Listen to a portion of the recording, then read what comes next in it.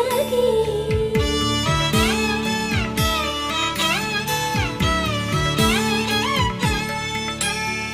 పుడతవి పునవేలు విడిచిన పుడమియల్లుడు రాముడే ఎడమ చేతను శివుని విల్లును ఎత్తిన రాముడే ఎత్తగలడా సీత జడను తాళి